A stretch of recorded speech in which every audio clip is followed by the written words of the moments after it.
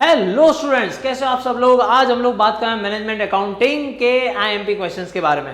Hope so आप सबकी exams बहुत अच्छी जा रही होगी। और आज जब मैनेजमेंट अकाउंटिंग के बारे में बात कर रहे हैं नवंबर 2023 के लिए 100% यही चीज आने वाली है। तो शुरुआत करते हैं आज के लेक्चर की। मैं डॉक्टर उदयन कच्छी।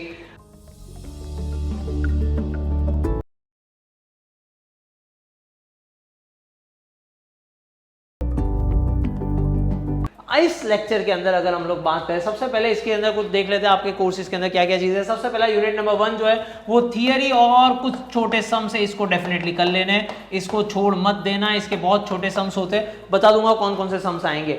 इंटरप्रिटेशन और एनालिसिस ऑफ फाइनेंशियल रेशियोज, इसके अंदर से हो सकते हैं रेशियो के सम आ जाए। और जहां पे रेशियो के अंदर थियरी भी है और उसके और में सम्स आ सकते हैं, जिसके बारे में हम लोग थोड़ी देर के अंदर चर्चा करने वाले हैं कौन कौन सी चीज़ है। कैश फ्लो स्टेटमेंट और बजटिंग, तो मैंने यहाँ पे कुछ आप लोग को दे दिया है। यहाँ पे चारों चार यूनिट के बारे में कौन कौन सी चीजें आ सकती है। इसके साथ साथ अगर मैं बात करूँ आप लोगों से, पेपर स्कीम क्या हो सकती है। बहुत सारे बच्चों को ये होता है सर पेपर स्कीम बता दो।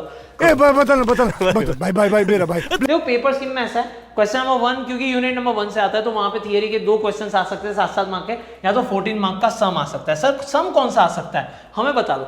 ये आप 100% सॉल्व कर सकते हो। आगे ही बताता हूं किस तरीके से। इसके अंदर 14 मार्क्स आप अपने घर पे लेके जा सकते हो। फिर उसके बाद क्वेश्चन नंबर 2 जो है वहां पे थियरी और शॉर्ट सम्स आ सकते हैं, जो 7 मार्क के दो क्वेश्चंस आ जाएंगे। एक थियरी होगा, एक शॉर्ट सम होगा, या तो 14 मार्क का एक बड़ा सा सम होगा, वो रेशियो वाला होगा। क्वेश्चन नंबर 3 जो है यहाँ पे वापस से थियरी जो है वो 7 मार्क की आ जाएगी, सम्स नहीं आएंगे क्योंकि क्वेश्चन नंबर 3 के अंदर सम्स नहीं होते, थियरी आ जाएगी। दो थियरी या तो 14 मार्क्स का सम। कैश फ्लो के अंदर डिपेंड करता है आपको क्या करना है। मेरी मानो तो थियरी अच्छी तरीके से करके चलना। अगर आपको कैश फ्लो पे भरोसा है, आप सीए बीए कर रहे हो या तो आप कोई प्रोफेशनल कोर्स कर रहे हो, तो हो सकता है आपका कैश फ्लो अच्छा हो, तो आप डायरेक्टली ये करते हो कि इसमें सम टैली हो जाते हैं, तो ये बेनिफिट रहता है। क्वेश्चन नंबर 4 जो है वहां पे थियरी और शॉर्ट सम, तो क्वेश्चन नंबर 2 के अंदर थियरी और शॉर्ट सम था, यहाँ पे भी थियरी और शॉर्ट सम आ जाएगा। और उसके ऑप्शन के अंदर 14 मार्क्स का एक बड़ा सम आ जाने वाला है। क्वेश्चन नंबर 5 के अंदर एमसीक्यू आ जाएंगे, कोई भी 7 क्वेश्चन करने। तो ये आपकी पेपर स्कीम रहने वाली है इस एग्जाम के लिए। अब जब मैं यहाँ पे बात कर रहा हूँ यूनिट नंबर 1 के बारे में, जब मैं यूनिट नंबर 1 के बारे में बात कर रहा हूं तो मैंने यहाँ पे बोला था आप लोग को कि भाई थियरी आएंगे तो थियरी कौन कौन से करें। तो भाई डिफरेंस में मैनेजमेंट अकाउंटिंग, कॉस्ट अकाउंटिंग, या तो management accounting and financial accounting. हो सकता है ये तीन के डिफरेंस आपको एक साथ पूछ भी ले, तो टेंशन मत लेना, ये क्वेश्चन कर लोगे तो ऑटोमेटिक हो जाए और आराम से लिख भी पाओगे, तो दिक्कत वाली बात नहीं है। दूसरा, advantage and limitation of management accounting, importance of management, क्योंकि सब्जेक्ट का नाम ही मैनेजमेंट अकाउंटिंग है तो हमें ये तो कुछ आना चाहिए। Scope of management accounting.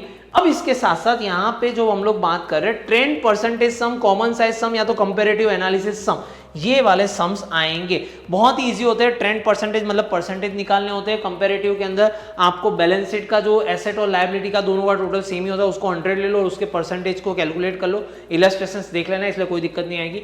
साथ साथ में दूसरा जो आता है वो आता है कंपैरेटिव। कंपैरेटिव में प्रीवियस ईयर और करंट ईयर को कंपेयर करना होता है, कितना बढ़ा है और कितने परसेंटेज बढ़ा है, तो बहुत इजी चीज है। दूसरा होता है वेरियस मेथड्स, कौन कौन से मेथड्स होते हैं फाइनेंशियल स्टेटमेंट एनालिसिस करने के। तो ये कुछ बातें जो आप लोग को करके जानी है। Clear done. तो इतनी चीजें अगर आप लोग ने कर ली तो कोई भी दिक्कत आने वाली नहीं। ओह, ऐसा है क्या? चलो अब उसके बाद आते हैं मैं यूनिट नंबर 2 के अंदर। यूनिट नंबर 2 की जब मैं बात कर रहा हूं तो वहां पे मैंने बोला था एक सम आएगा छोटा सा 7 मार्क का, एक थियरी आएगी 7 मार्क की, और उसके अंदर मैंने बोला था 14 मार्क्स। 14 मार्क्स के सम्स के लिए मैंने यहाँ पे खुद दिया हुआ। Clear done.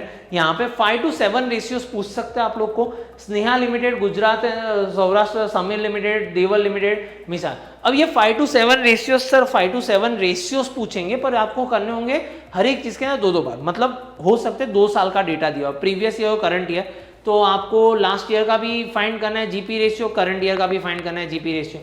तो उस हिसाब से करके आपको 5 पूछे तो टोटल 10 बार वो कैलकुलेशन करना है। हो सकता है 2 अलग अलग कंपनी का डेटा दिया, रिलायंस का दिया और टाटा का दिया, और रिलायंस के बैलेंस शीट से आपको रिलायंस का डेटा निकालना है, टाटा की बैलेंस शीट टाटा, और दोनों का रेशियो कंपेयर। तो वो सम्स पर मैंने यहाँ पे कुछ सम्स दिए, इसको अच्छी तरीके से कराया। मैंने नाम इसलिए लिख के रखे हुए, अगर आपके पास बुक पुरानी है या तो कोई नई एडिशन है तो आपको कोई भी दिक्कत ना है, इसलिए मैंने नाम दिए हुए। रेशियो एनालिसिस एडवांटेज अच्छी तरीके से कर लेना। Explain the solvency ratio, liquidity ratio और कंपोजिट रेशियो, ये भी अच्छी तरीके से कर लेना। साथ साथ में लिमिटेशंस कौन कौन से होते हैं रेशियो एनालिसिस के, वो देख लेना। लिमिटेशंस का दूसरा नाम होता है शॉर्ट कमिंग, तो इसके बारे में दिक्कत मत करना, ये शॉर्ट कमिंग को अच्छी तरीके से कर लेना। Clear done. तो ये सारी चीज़ें आप लोग की हो जाए, अच्छी तरीके से हो जाए, यहाँ पे बिल्कुल भी गलती मत करना। तो ये सारी कुछ चीज़ें जो मैं यहाँ पे दे रहा हूँ आप लोग को, डेफिनेटली आप लोग कर सकते हो, अच्छी तरीके से कर लेना। यहाँ पे डन, क्लियर। तो ये यूनिट नंबर 2 की बात है। वीडियो यहाँ तक देख लिया है, लाइक नहीं किया तो लाइक तो कर दो भाई यार, ऐसा कैसा करते हो आप लोग। और हो सके उतना अपने दोस्तों के साथ वीडियो शेयर करो, अच्छा लगता है हमें भी, पुण्य का काम है, आपके लिए भी अच्छा है, पुण्य कमाते जाओ। साथ साथ में यूनिट नंबर 3 की बात करता हूँ। यूनिट नंबर 3 के अंदर होता क्या है, कैश फ्लो और फंड फ्लो के बीच के अंदर डिफरेंस जो होता है वो आ जाता है। ये एक क्वेश्चन आ जाएगा। यहाँ पे मैंने बोला था थियरी है और साथ साथ मार्क की 2 थियरी है और उसके सामने सम्स है। सम्स के लिए मैंने कुछ यहाँ पे नंबर्स दे के रखे हुए, डीलक्स, नजमा, मीता, दिव्या और आयान, ये वाले सम्स जो है वो कर लेने। आपको specimen of cash flow statement कर लेना है। पूरा कैश फ्लो स्टेटमेंट होता है जहाँ पे ऑपरेटिंग, फाइनेंसिंग और इन्वेस्टिंग एक्टिविटी जो होती है उन सबका पूरा एक स्टेटमेंट होता है। वो स्टेटमेंट अच्छी जाएगा, उसका स्पेसिमेन बनाने को पूछ सकते हैं। यूजफुलनेस और the utility of the cash flow statement, तो ये कुछ चीजें यूनिट नंबर 3 के अंदर आप लोग को करके जानी है अच्छी तरीके से, इसलिए कोई भी दिक्कत ना आ जाए आपके एग्जाम के अंदर, आपको क्लियर। कैश फ्लो स्टेटमेंट मैं वापस से बोल रहा हूँ, अगर आपको सम्स आते हो प्रोफेशनल कोर्सेज के तो कर लेना, अगर नहीं आता तो थियरी 7-7 मार्क की आ रही है तो उसके अंदर भी आपका बेड़ा पार हो जाने वाला है। तो ज्यादातर इस यूनिट के अंदर कोई दिक्कत आएगी नहीं। Hello, we have launched specially for Gujarat University students BCom Sem 6 का कोर्स, ठीक है। यहाँ पे आपको अगर बहुत सारी डिटेल्स मैं आपको नहीं देने वाली, डोंट वरी, आप ऑलरेडी IMP सेशन देख रहे हो, मैं आपको खाली बेसिक चीज़ें देने वाली हूँ कि ये कोर्स में क्या क्या है, क्योंकि आपका सेम 6 रिलेटेड है और आपका सेम 6 अब इम्पॉर्टेंट, अब उसके बाद आपका BCom टाटा बाय बाय हो जाएगा। मैं आपको बोलने वाली हूँ कि किस हिसाब से चलने वाला है।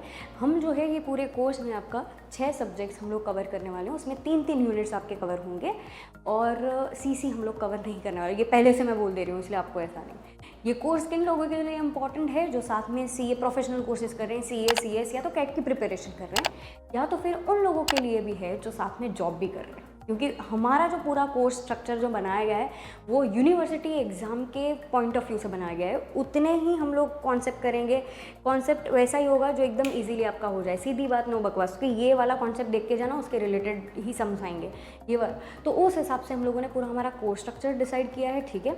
और आपको कोई भी इन्फॉर्मेशन चाहिए, जैसे मैंने बोला कि आपको पास्ट पेपर्स के सॉल्यूशंस मिल जाएंगे पिछले 3 साल के प्रैक्टिकल सब्जेक्ट्स के, तो आप एक बार वो भी गो थ्रू करके आपको भी आइडिया आ जाएगा। MCQ सॉल्व आउट आपको मिला हुआ है तो आपको वहाँ पे वो भी मिल जाएगा।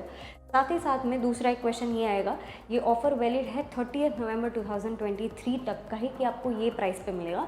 उसके बाद अगर कोई भी स्टूडेंट होता है जो एंड मोमेंट पे, मतलब दिसंबर 15 को जगता है कि मैंने आपका वीडियो देखा था और उस टाइम पे, तो देखो भाई वो इनजस्टिस हो जाता है जिन लोगों ने उसके पहले। तो ये सबके लिए हम लोगों ने बोला है कि 30 नवंबर के पहले हमारे जो सेम 5 के स्टूडेंट्स हैं वो भी अगर एनरोल कर रहे हैं सेम 6 में, और जो नॉर्मल सारे लोग जो उसके पहले कर रहे हैं तो वो 3500 में है, और जो लोग ऐसे हैं कि उसके बाद आएंगे तो उसका प्राइस ये हो जाएगा, ठीक है। और आपको और ज़्यादा डिटेल्ड इन्फॉर्मेशन चाहिए तो आप ये नंबर पे भी कांटेक्ट कर सकते हो। तो I am not going to take your time more, अब आप IMP सेशंस देखिए। यूनिट नंबर 4 के अंदर, उसके अंदर बजटरी, यहाँ पे एक सम है और यहाँ पे थियरी, उसके सामने एक बड़ा सम।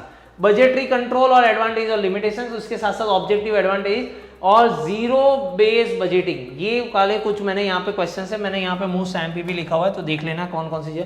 सम्स के अंदर यहाँ पे ध्यान रखना है, टाइप्स ऑफ बजट, ये छोटा वाला सम है और ये कैश बजट जो है ना वो 14 मार्क्स का सम होगा, ये याद रखना है, ये 14 मार्क्स का सम आने वाला है। और जो टाइप्स ऑफ बजट है वो आएगा 7 मार्क के अंदर, वो आने वाला है 7 मार्क के अंदर।